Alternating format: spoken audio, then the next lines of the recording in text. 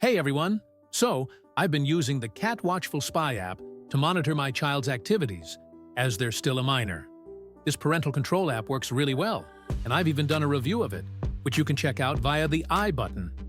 Recently, I got to thinking if my child were to factory reset their device, would the Spy app be removed without me knowing? I thought, why not put it to the test and find out? So, here's the deal.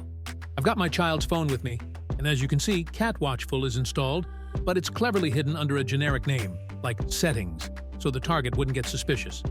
When spy apps are installed, they usually ask for accessibility permissions, granting them admin access, which means they can't be uninstalled like regular apps. Now, I'm curious to see if a factory reset will actually remove the app or not, so let's find out together. All right, I'm going to reset the phone to factory settings now, and we'll see what happens. Let's give it a moment. Okay, the device has been reset. I'll quickly set it up again and check the apps.